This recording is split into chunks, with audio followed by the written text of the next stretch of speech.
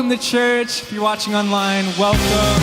We're going to sing all the songs from our new album today. The lyrics are on the screen. Sing along. When I'm far away, you bring me back with grace. I'm held together, together by your love. Take me by the hand, I'm never looking back. I'm held together, together by your love. You don't let me down. You won't walk away. You are always there, forever here to stay. I'm held together, together by your love. I'm held together. I'm held together, together by your love. I'm held together. You're the light inside, the colors in my life. I'm held together, together by your love. No matter what I do, I'm braving it with you. I'm held together, together by your love. You don't let me down. You won't walk away. You are always there, forever here to stay. I'm held together, together by your love. I'm held together. I'm held together, together by your love. I'm held together. Help me in seasons when life isn't easy to trust in you. Help me to know that wherever I go, you'll be here with me.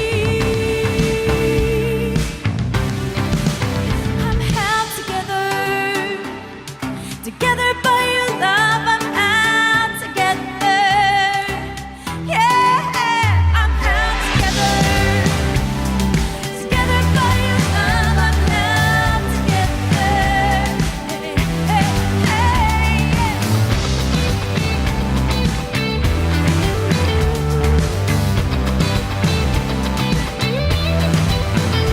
You're the light inside, the colors in my life. I'm held together, together by your love. No matter what I do, I'm braving it with you. I'm held together, together by your love. I'm held together.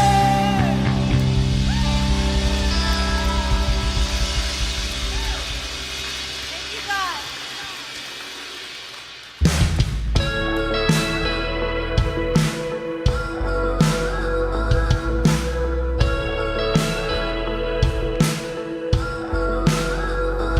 All the beauty in the world because of you.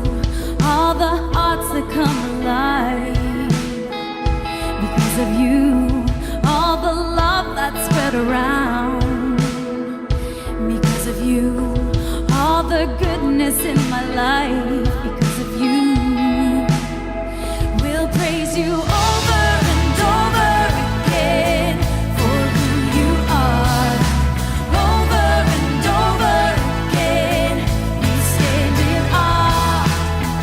We'll never stop lifting your name. Over and over again, you will be praised.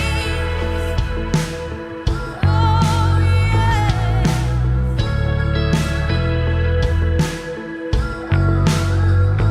There is hope in every prayer because of you. There is peace within my fear because of you. There is safety in the storm because of you. There is freedom in this place because of you. We'll praise you over and over again for who you are.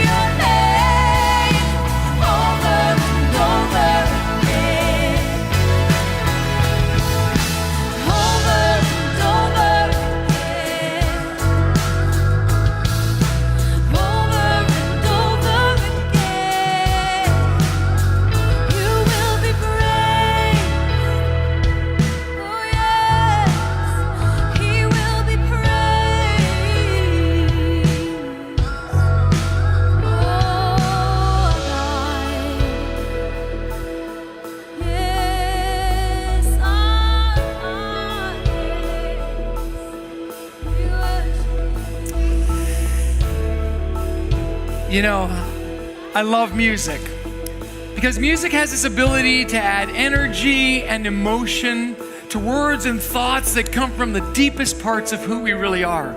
I think it's why it moves us, it inspires us. And so today you're hearing songs that come from us. You know, we live in a world that is grayscale. You know what I mean by that? Like there's a world where there's not a lot of color or variety. We feel stuck maybe in the daily grind. But you need to know that the idea that this album is trying to express is that we serve a God of vivid color. Not a God who tries to restrict us or confine us, but rather a God who wants us to explore all that He is and all who we are. And so these songs that we have written weren't meant just to be words and lyrics and music scores. They're actually meant to be a deep expression of our heart. And so the good news is maybe you're here and you feel like your life is grayscale. You feel like you're stuck in a rut, stuck in the mundane, stuck in the gray. The great news is there's a God who's willing to bring color to your life if you'll just trust Him and follow Him. And so for us, it's why we give thanks. It's our way of painting a preferred picture of the future. That we believe, God, you're there, and there's something better. And I'm holding on to that. Even when I feel like my life is dull and meaningless, I know you're a God of creativity and power. And so I'm going to lean into that. And so for us, as followers of Jesus, our desire is to be more and more like Him because we know that the closer we get to the great artist, the more vibrant and brilliant the colors He can paint in us.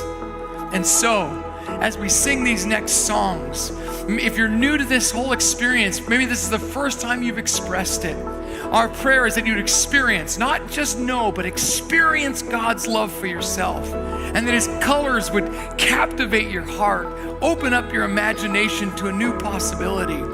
And for those of you who know this colorful, life-giving artist, I pray that this would be a reminder that we need more of Him all the time. And so may these next songs be more than just words that come out of our mouth. May they be true expressions of a heart that is truly grateful and needs more of a colorful God.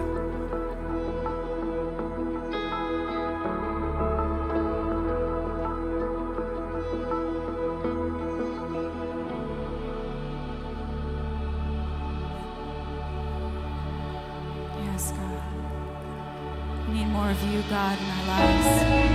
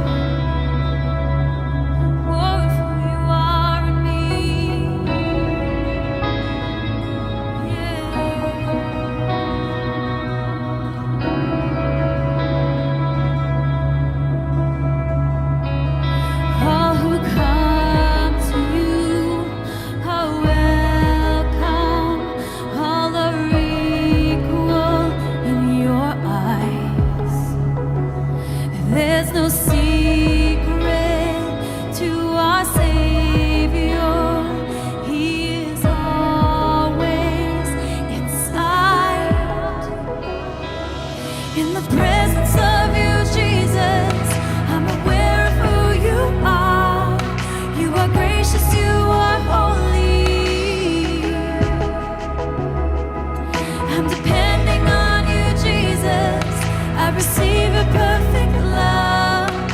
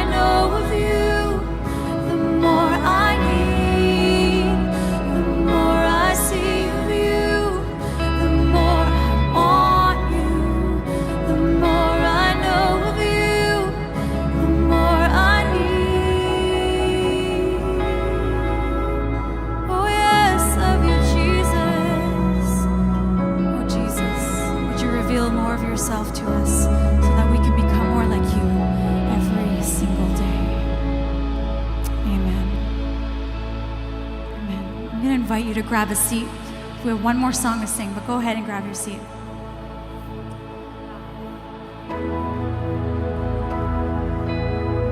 I heard a quote the other day and I feel like it's perfect. I will never look into the eyes of someone who God does not love. That's what this song's all about. It's that cry, it's that I'm asking God, change the way I see. Change my eyes to see the way you do.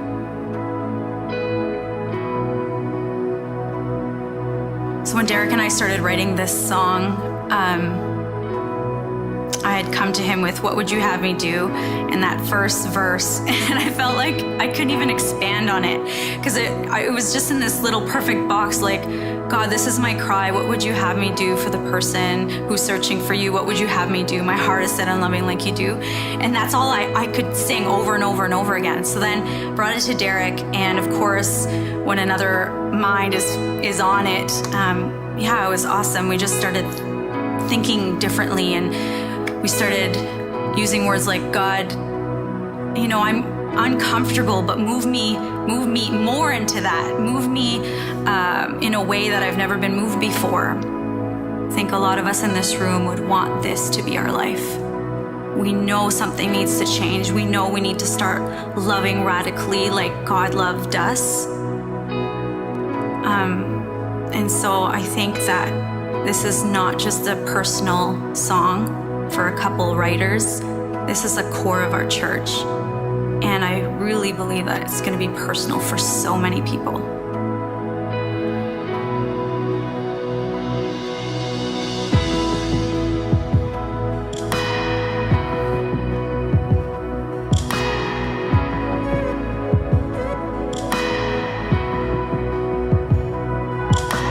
What would you have me do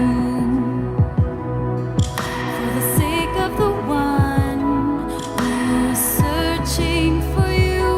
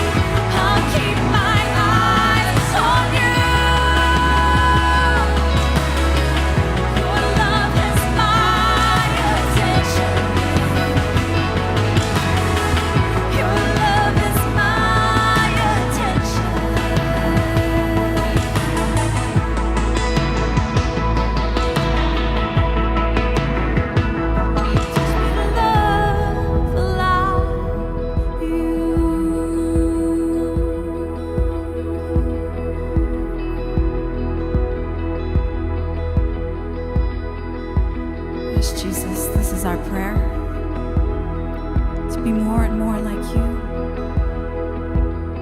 every day.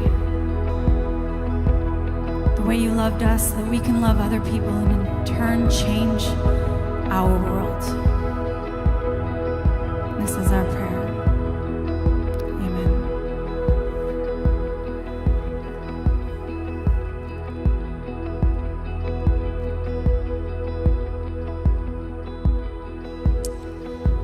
Wow, what a powerful morning to be here this morning or this afternoon now with us here at Central.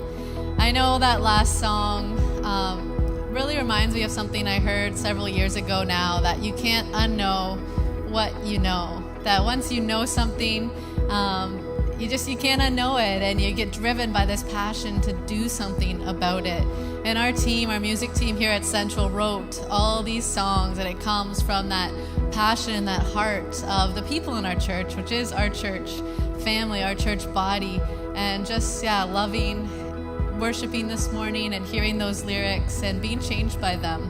And so that's something that I've really taken away from this morning so far, on this amazing morning where we're celebrating this album release. So if you did come out for the first time this morning, thank you so much for coming, for joining us here, whether you're in person or online. We're just so happy you came this morning. That's really the heartbeat of our church, to help people along on their journey to find Jesus, whether it's you've known him for a while and want to dig deeper into that journey with him, or you haven't encountered yet. You have questions about him, or maybe don't even know anything about him. We're so happy you're here, and we really want to help you learn about him wherever you are on that faith spectrum. So thanks for being here. My name's Jen. I'm your host this morning. If you are new, we'd love to know that you are here with us this morning. If you're online, click new here, and our online pastor would love to chat with you and send you a little gift as a thank you for joining us online this morning. And if you're here in person, there's a card in front of you that's blue that says Connect. We'd love if you could fill that out quickly and either put it in the baskets that will be coming by, or after the experience, go to the blue wall in the lobby. And our volunteers there would also love to give you a gift, and just see if there's any way over the next week, connect once and see if there's some way we could serve you better. If there's anything your family or you need as a way to help you. So if you don't mind doing that, we would really appreciate that and love to get a little gift into your hands as a thank you. At this time, I'm going to invite our host down as we give together. This is something that we do as a church family, so please feel no obligation. If this is your first time, or if you're not part of our church family, don't feel any obligation to give. This is something we do as an act of worship to God together as a church family. And so if you are a regular giver, the ways to do so are on the screen as always. This is our last Sunday together in September, which is crazy. I have no idea where this month went, but it is almost gone. And next month, the last Sunday of the month, we have something really exciting on Sunday evening, October 28th at 6 p.m. called Encounter. Now, if you've been to Encounter before, you're probably already jotting down when that is because you know how great it is. If you haven't been, it's basically an hour of worship together, of whatever way that works for you. So contemplating, engaging more passionately, whatever kind of way you express your faith. It's a time, it's really crafted to help you get deeper into your spiritual life and into your faith. So it's one of my favorite things that we do here at Central, and really recommend you make a point to come out on that last Sunday of October, the 28th. Again, 6 p.m., about an hour, and it's also a great time to chat with people afterwards and get to know each other a little bit better. And speaking of that, another really great thing we do here at Central is something we call groups. Groups are basically a smaller group of people from our church family. So you get to know people on a smaller level, usually like 10 to 30 kind of, depending on the type of group. But it's a really great time to dig deeper as well, but also get to know people on a different level. And here at Central, we really don't want anyone to feel like they're on this journey alone. That's one of the reasons my family loves this church so much, is we really feel like we have people walking beside us through the good, the bad, and the ugly, and that's so important in life. So last weekend we had a really great open house where over 200 people signed up to find out more about groups. So if you're one of those people, don't fret if you haven't been contacted. Our team's working really hard to get you into the right group and to get in touch with you. And if you weren't, and now you're worried because you feel like you missed the boat, also don't worry. It's never too late to join a group at any point in the year, but just go to the blue wall after this experience if that's something you really want to be a part of. And if you don't have time to do that or are joining us online, just go to centralcc.ca/churchlife, and we'd be happy to plug you into a group. Such a great time as a church family to do those small things. At this time, I'm going to invite my friend Sam onto the stage with me to chat about volunteering. One of my favorite things to do as host is chat with our volunteers. So he volunteers for our music team. So Sam, what kind of inspired you to join the worship team here? You know what, Jen, I truly believe that every talent that I have is totally God-given, and I just want to give back to God for His glory. And what better place to do that than right here in Central with a bunch of talented and passionate people. That's awesome. What about a highlight? What's a real highlight you can share with us about your time on the worship team so far? I would say every time I doubt myself or doubt what I do, and I meet some of you who come up to me and tell me how much worship has touched your lives and the presence of God has affected you. That at the end of the day, hearing stories like that means a lot to me, and it's worth it. For sure. What about yourself? How have you been impacted by being part of the music team here? I would say every single member of the worship team has definitely impacted me. Seeing their dedication and commitment, for sure, and just seeing their attitude. They always come to rehearsals and services with the right attitude and a spirit of thankfulness. And I believe that as Christians, we are to have that spirit of thankfulness when we come into His presence, and that has definitely impacted my life. That's awesome. Well, thanks so much for serving here, Sam. Let's give them a quick round of applause here.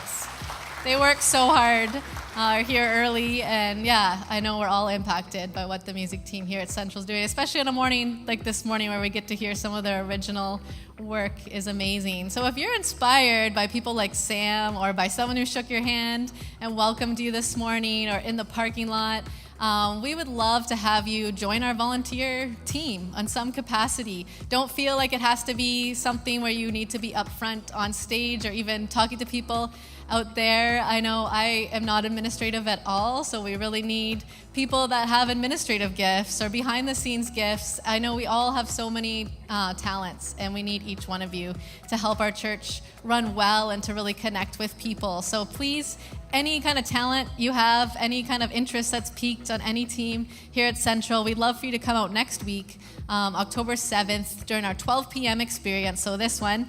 And you can hear more. It's upstairs, and the team will just explain to you a little more about how you can volunteer, what that looks like. No pressure to sign up afterwards, but we'll give you a really clear picture of what you can be a part of here at Central. So highly recommend you also, if you're not a volunteer currently, come out next Sunday during our 12 p.m. experience to learn more about that at Next Steps. So with that, that's all I have for us this morning. I've been really enjoying this message series. I'm going to direct your eyes to the screen as we finish off the series, Setbacks and Setups.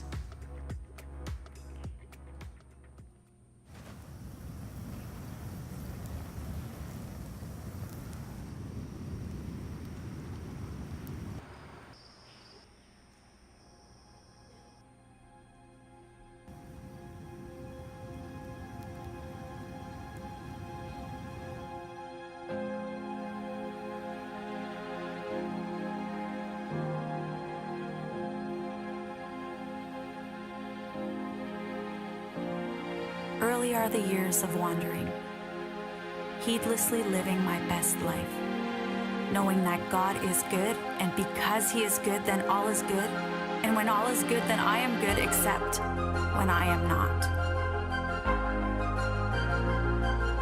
I come face to face with adversity, the back to the drawing board, the Mount Everest of obstacles, the Challenger deep emotions, so far beyond my ability to navigate these rough waters. There's no way out, no way back, and no place to hide from the journey of setbacks.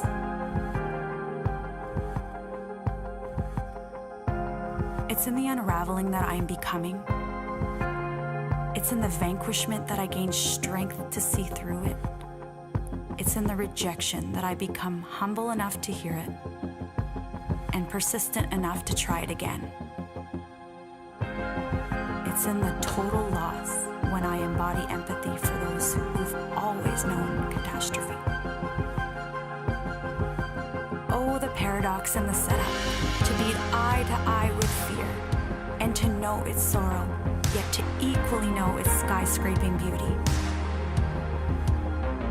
When the tumultuous seas have calmed and the cats and dogs have stopped raining, there is fire to be found within the journey of becoming. God's goodness from the other side is not hinged on what I've seen. The promise that God is good is the fire of Him in me.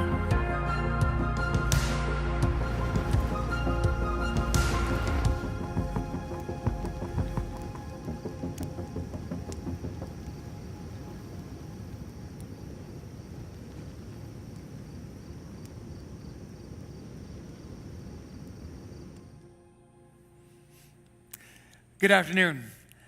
My name is Bill, and I have the incredible privilege of being the pastor of this amazing group of people called Central Community Church. And if you're just joining us for the very first time, thank you for being here today. I know there are many places you could be, and you chose to be with us. If you're watching online, please interact with our online pastor and let us know where you're watching from. We are just so honored that you chose to be with us. Now, today, I want to tell you a story. It's a story that's found in the Bible. Now, if you're not familiar with the Bible isn't one book. It's actually 66 books that have been compiled into one. And so today I want to tell you the story of a queen named Esther. Now, today I'm going to tell you the story based on the biblical account that you can read for yourself this week. Esther has 10 chapters. It's an easy read, a quick read, but a powerful story. But also from legend and folklore and extra sources to weave a story that I hope will inspire you. And what I hope you walk away with today is the reality that no matter what brought you into this place, no matter how difficult your past, it does not need to define your future. That today can be a day of restoration and rebuilding and hope, if you're willing to believe in a God who brings color to even the darkest situation. So our story begins about 500 years before Jesus was born, 480 BC to be exact. And the character that we are first introduced to is a man by the name of King Xerxes. Now, he had a bit of an ego, and this is shown most keenly in his nickname for himself. He liked to be called King of Kings or Lord of Lords if you prefer. That was King Xerxes. Now, we in the West know King Xerxes primarily for the battle that he lost at Thermopylae when 300 Spartans held back the mighty Persian army from crushing Greece. Well, that isn't exactly how it happened. Yes, they held him back, but eventually he did conquer Greece. As a matter of fact, he was the most powerful king the world had ever seen up until that point. He ruled a kingdom that reached all the way to India and all the way into Greece and into Egypt. He truly was a king above all kings, conquering 129 territories and claiming them as his own. Now, I told you he had a bit of an ego, and to celebrate his grandeur, his greatness, his wonder, he decided to hold a feast to himself.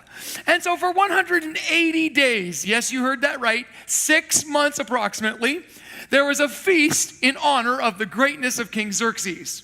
All of this culminated in a 7-day grand feast in which he told the wine stewards, let people drink as much as they want to drink.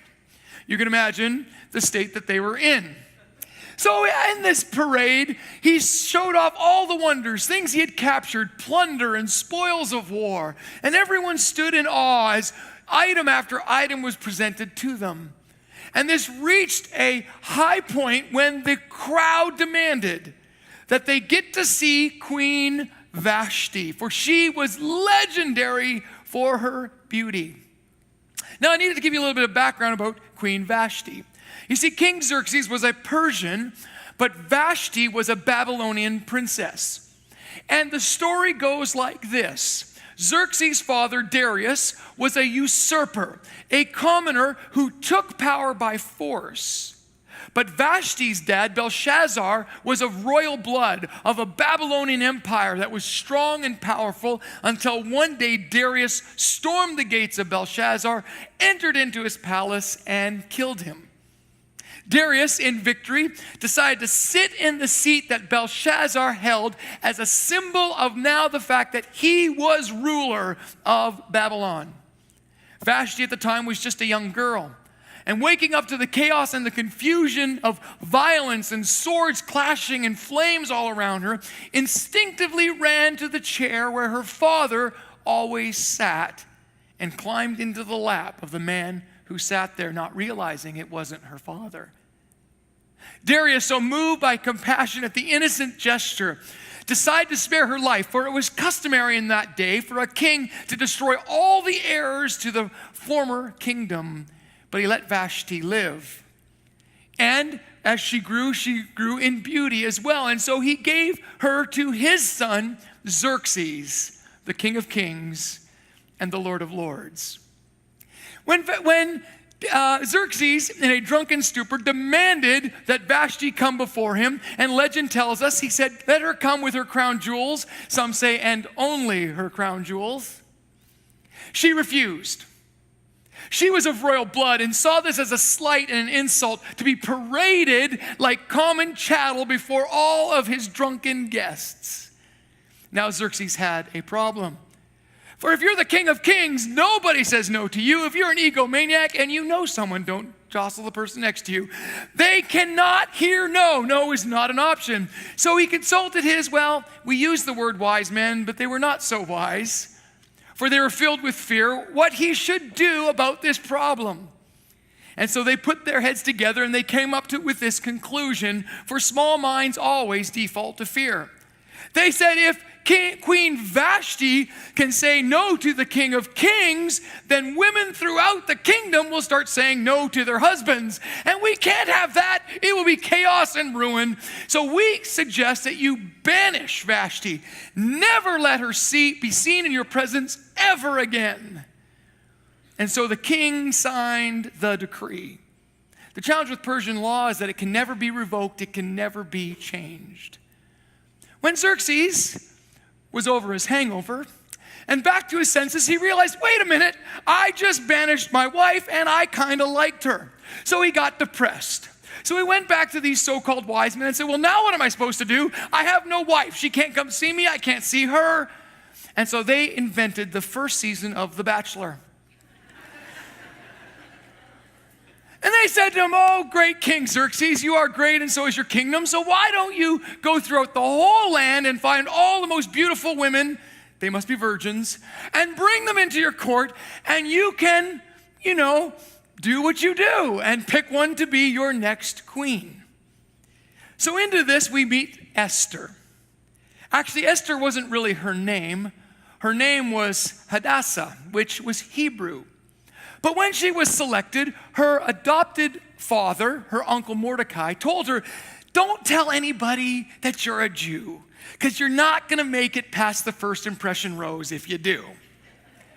And so she kept it hidden. As a matter of fact, her name means hidden. Now, before you think that this was a step up in her life, as some have suggested, I would just like to point out to you that there are many things in Esther's life that were unfair. The first reality was that she was in exile. You see, she was a Jew, and their land had been taken over first by the Babylonians and then by assimilation into the Persian Empire. And so the best of the best were taken from their land and put into a foreign place, a place they didn't want to be. And this was true of Esther. She had never seen her homeland. She had heard about it, longed for it, but had never seen it. Do you know what it's like to have a dream crushed or a dream destroyed? Maybe when you were a child, you had this idea of what your life was going to be like. You had it all planned, all plotted. Maybe you believed Hollywood, that this was the way life was supposed to be.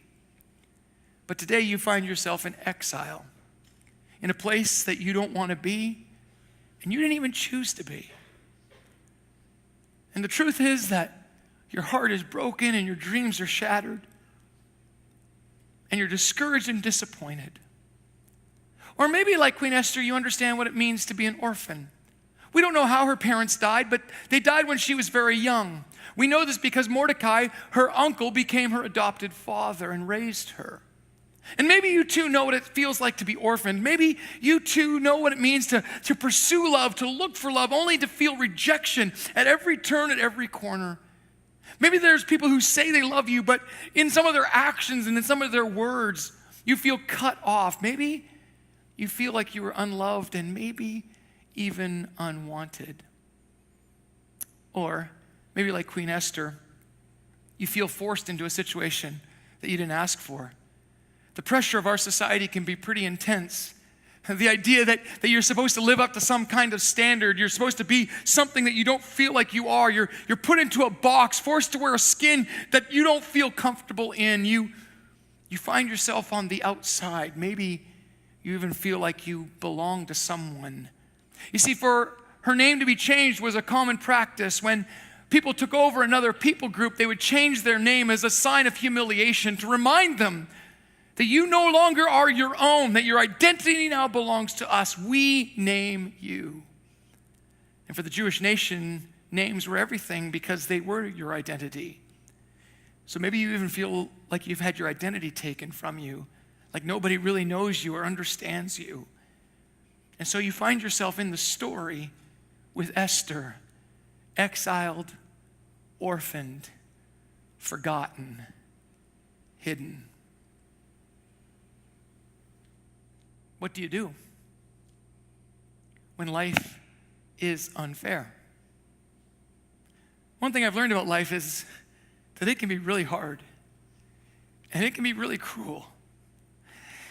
One thing I've learned about life is that sometimes we make mistakes and we have to pay for the consequences of those mistakes. But a lot of times it's the mistakes of others or the actions of others that impact us. And we are handed a card, a stack of cards that we don't know how to play. What do you do when life is unfair? Because if it hasn't been unfair to you yet, I promise at some point it will seem to be unfair. And I know enough to know that there are many of you in this place, and you have broken dreams, broken hearts, broken minds, and broken bodies. What do you do when you find yourself in exile? Well, I don't know what you will do, but I can tell you what Esther did. Esther and her uncle Mordecai made a decision, whether it was conscious, stated, or not. They made a decision to do what was right, even when everything around them was wrong. You see, integrity isn't just doing the right thing when people notice. Integrity isn't just doing the right thing when it's convenient. Integrity is doing the right thing even when everything else around you is wrong. And when you're tempted to retaliate evil with evil, you choose not to. And so it says in the story that Esther won favor everywhere she went. In this story, Esther is taken and she's brought into a harem. If you're not familiar with that term, it's quite simple. It was a room or a palace full of women at the king's disposal. If you don't know what that means, ask somebody, because I'm not going to explain it to you. But basically, she went for a 1-year beauty treatment, literally 6 months of one kind of treatment, 6 months of another, just to be ready for one night with the king. And when that night came, you went into the king's presence, and the next morning you came out, and if the king liked you, you were queen, and if not, you were put aside like some antique from the ancient past. What did Esther do? She won favor. She won favor with the eunuch. If you don't know what a eunuch is, I suggest again you get educated.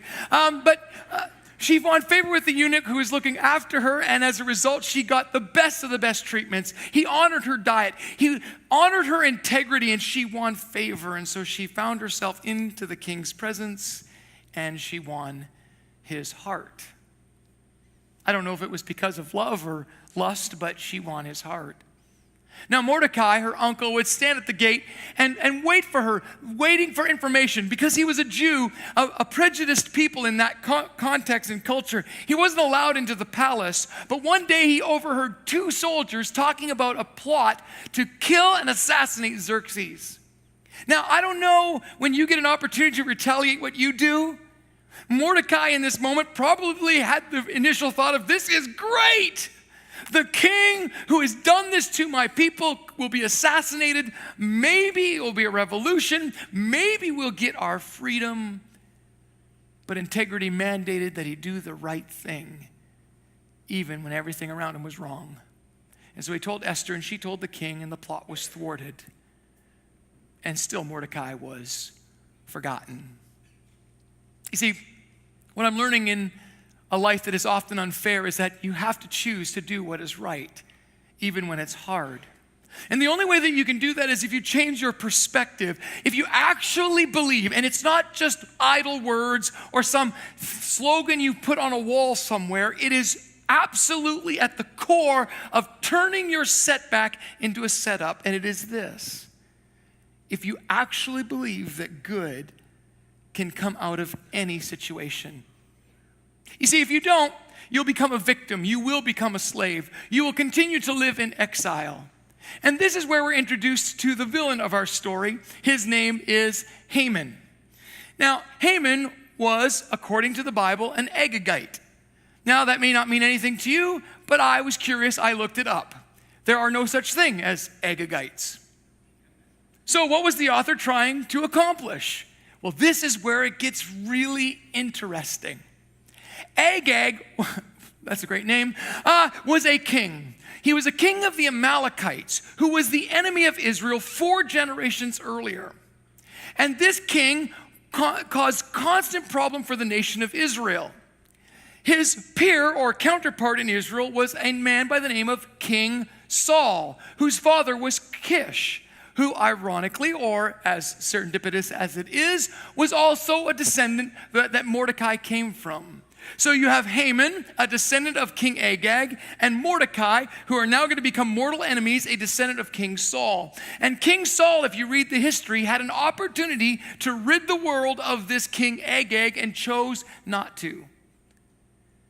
What's fascinating, I think the author is trying to teach us, is that if you don't do the right thing, not only will it destroy you, but actually its impact will be felt for generations.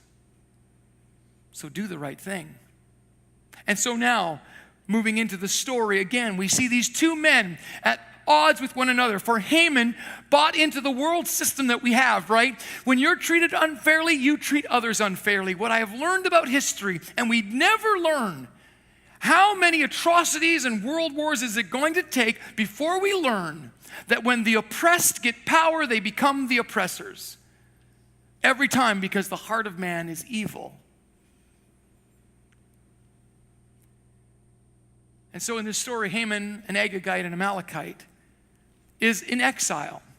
But he takes advantage of every opportunity for power. He claws and crawls up to the top of the ladder, stepping on people, crushing people, and gets exalted to a place of high authority. Now he, like King Xerxes, had a bit of an ego, and so he mandated that everywhere he went, people bow to him. And the problem was that there was a man in the kingdom who would not bow. That man's name was Mordecai.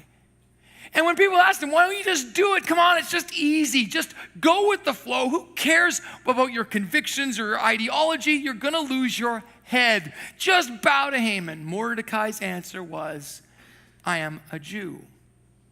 Now, what's interesting about the book of Esther, and you may not know this, but this will win you a prize at trivia night, that the book of Esther is the only book that never mentions the name of God. Not once. And I think it's because the author wants to highlight the reality that God is great, but God works through the faith and courage of ordinary people like you and I, who are put in extraordinary circumstances, no matter how difficult they are, for good. And so Mordecai simply replies, I am a Jew. The implication, again, is that he only bowed to one, the creator of the universe. This so infuriated Haman that he hatched a plot. See, this is the problem with bitterness. When a seed of bitterness gets planted, it goes deep in its roots and it grows tall and strong against the winds of what is right, and you must eat its bitter fruit. For he didn't only want to wipe out Mordecai, he wanted to wipe out all of Mordecai's people, the Jews, not knowing that Queen Esther was one of them. And so he devises a plan to wipe out the Jews, and he tricks King Xerxes into signing another decree by saying, King Xerxes, there's a group of people, they don't follow the law, they're in rebellion, they don't think you're the King of Kings or the Lord of Lords, and so they will not worship you, so why don't you just wipe them out like you've done with so many people before? And for those of us who are followers of Christ, everything is in jeopardy. For if Israel is wiped out, Jesus never comes into this world. And so the king signs the decree. Now, Mordecai hears about the decree, for they send heralds throughout the nation to tell the people that on such and such a date, you're going to be allowed to take anything from your Jewish neighbor. You kill them, men, women, and children, and you get to keep all of their property and all of their stuff for your own plunder. And when Mordecai hears the news, he rips his clothes in mourning. When Esther asks him, Father, Uncle Mordecai, why are you in mourning? He tells her of Haman's plot. And he says, you have to do something about it. But Queen Esther had a major problem. You see, in Persian law, you weren't allowed to go into the king's presence. If you went unannounced or uninvited, you were instantly killed. And she said to her father, adopted father, I'll lose my life. And this is when Mordecai utters the key verse, the most powerful part of the whole story, the story that you and I must resonate and wrestle with, the part of the story that we must answer. When he says to Esther, maybe you were made for such a time as this. Maybe this is your moment. You see, when you do what is right, it opens doors to new opportunities. And when you have a perspective that maybe God can turn even this ugly, horrible situation around for good, then you must seize that moment when it comes. And it takes great courage and great faith. And so Queen Esther, risking her very life for her people, one day breaks into the king's chambers. I don't know if you're like me. When I read a story, I try to put myself into that place. I imagine, this amazing palace with marble and gold and teak and purple and red linens and all kinds of people dressed in opulence, all waiting on every word that the king speaks. And suddenly the doors open and there's the queen, and suddenly a hush fills the space because they know what this means. The queen that the king loves has to die. Fortunately, in Persian law, there was one escape clause. And the escape clause is that if the king found favor and extended his scepter, you would be spared. And it says that King Xerxes saw Esther and she had won his favor. Why? Because she was a woman of integrity, a woman of conviction, a woman who knew what was right, even in a world that was wrong. And so he extended the scepter. She received it, and he asked her, what can I do for you? And on instruction from her uncle/father, she said, just come to dinner with me. Oh, and bring Haman too. Now Haman thought, I get an exclusive dinner with the king and the queen. And so he went to all his family and all of his friends, and he began to brag about it. And he was so excited until he remembered Mordecai, that little worm that would not bow to him. And so he suddenly went depressed. He was a little bit manic. And so his friends, his wife, his son said, I know, we'll cheer you up. Why don't you build a gallows to hang Mordecai on, and when you go to the palace, you'll see it and it'll cheer you up. You'll be excited not only because you get an exclusive, only by invitation, dinner with the king and queen, but you also remember that you're going to hang that little worm Mordecai. And so he thought, that's a great idea, and he was very happy. So he went to that first meal and everything went really well.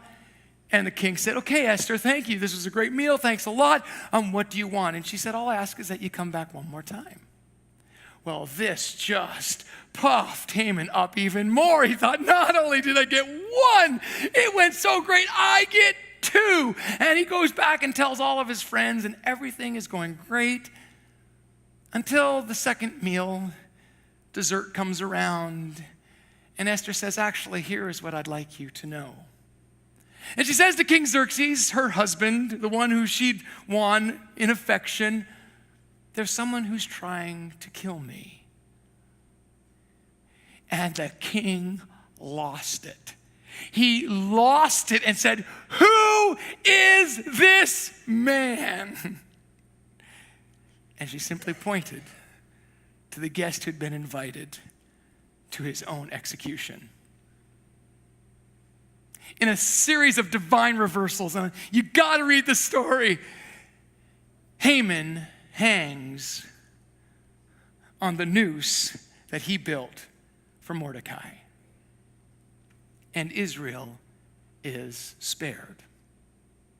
All because of the bravery of one woman who refused to allow her circumstance to define her or limit her, who refused to see her situation as an obstacle, who refused to be a victim, but instead said there must be some good. A woman who learned to leverage her pain for a new possibility. And as a result, saved a nation. So this brings us to our story. And the reality that life can be very cruel and unfair. And I'm not in any way minimizing the pain that you are walking through or experiencing, because I know that it can be intense. But I also know that there is a God who is greater, that the wrongs done to you were not at God's hands. They were at the hands of men whose hearts are evil, who refuse to love and instead buy into this system of brokenness, cycles of repeated violence, and broken hearts and dreams.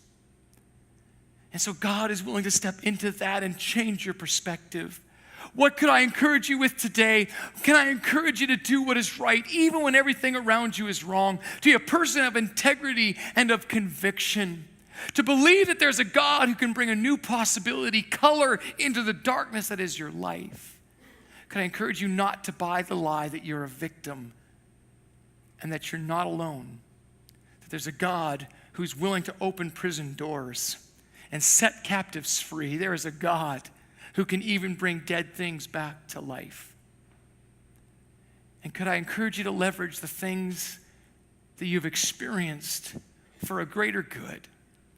For if nothing else, maybe your story will inspire another who's going through the same challenges you have gone through. Maybe in no other way, maybe you'll learn through your experience what it means to truly love and be gracious and forgiving and compassionate and kind. May you have the courage to do what is right, no matter what the cost. So my final question is simple. Do you believe? I'm not just talking about head knowledge, but I'm talking about heart, mind, and soul. Do you believe that you have been uniquely positioned to do good? Do you believe that the circumstances in your life don't need to define you, but they can become a platform from which you can do even greater things, greater good? It's that neighbor who's a jerk, whose dog does his business on your lawn. What if you were uniquely positioned and leveraged to show that neighbor love, maybe in a way that they've never experienced it before?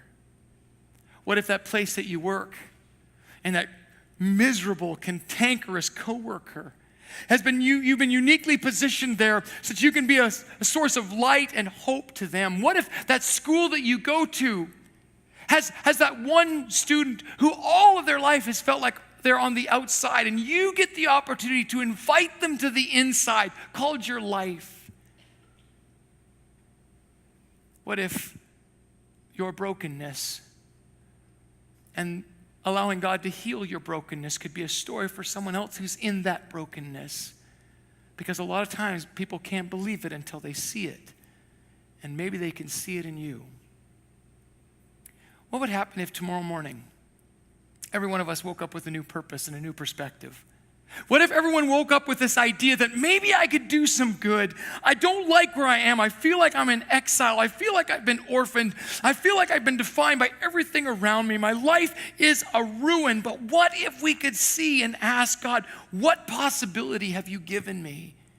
And we chose to do the good, to open our mouth and let God's love pour out, to open our arms and let God's love be felt. What would it look like if everywhere we went, we were on a mission to bring good in a world that's really bad? This is the story of Queen Esther. So God, I pray that you'd help us today to understand the story the way it was meant to be understood. It's a wonderful story, and it has so many powerful lessons. But right at the bottom of it all is that truth that, yes, life is not always fair. And yes, it's true, we find ourselves often in places we don't want to be. But God, if your story is true, and I believe it is, it doesn't matter what has happened to us. We do not need to be a victim. We do not need to be defined by it. God, you can create a new possibility. It doesn't minimize the pain. As a matter of fact, your love heals our pain. But it heals it so that we can be a source of hope and life to those around us. So God, give us the courage to do what is right, even when everything around us is wrong. God, give us a perspective to believe that you can work something good out of this. I don't see it, I don't understand it, but I will trust you that something good can happen, and give me the courage to act when I'm given the opportunity. When I'm tempted to retaliate, or I'm tempted to do nothing, to remain silent, for silence is not an option. Help me to be a voice for the good. And in so doing, I ask, God, that you would be merciful, and you would spare our nation, and you'd spare the Niagara region, and you'd spare our city. You'd spare our families and our lives, because you are good in a world that is not. I ask this in your name. Amen. I'll just give you a couple of options before I give the final blessing. If you're watching online, and maybe this message is kind of new to you, and you have a lot of questions. You see, we believe that Jesus came into this world and he showed us the way to live, what was right. He showed us a better way, a new perspective, and it can be yours too. If you'd like to know more about him and what we're talking about today, just interact with our online pastor. And if you're here today, I want to remind you that every Sunday we have people who are willing to pray with you at the front. Why not stay a moment and allow your mind to be changed in its perspective? There's something powerful about prayer. Prayer opens up a new possibility, believes for something greater than what we see and feel. It's powerful and effective. Or if you need to get connected to somebody, why not stop by the great big blue wall on your way out and find out what it means to get involved in a group? Hey, listen, we're just a group of people trying to figure it out together. We don't have all the answers, but we are learning from one another in our experience what it means to leverage our pain for good, to be a voice of love and hope in a world that's lost its voice. And we'd love for you to be a part of that. Also, I want to remind you that when you leave today, you're going to be handed, if you would like, one of our albums. You can also get it on your network platforms, whatever your platform is, that way. But if you want a hard copy, that's going to be available to you on your way out. And we hope that this album isn't just a bunch of nice songs, that it's actually a reminder of who you are and the message that we have been talking about throughout this series. That your setback, if you give it to God, can be a setup for an amazing comeback. And so I bless you. I bless you with the truth that yes, it's true, and I understand and acknowledge that there have been things that have been done that should not have been done. And I truly am sorry for that. But I also acknowledge the fact that there's a God who's greater, and that you do not need to be defined by that. You don't have to be a victim. That there's a God who can transform the terrible things that have happened to you into a platform for something good. a God who heals and restores and saves. And my prayer for you is that you'd experience him today. And I also pray that tomorrow morning when you wake up with a renewed sense of purpose and power to be a voice of good in a world that is not. I bless you in the name of the Father, the Son, and the Holy Spirit. Amen.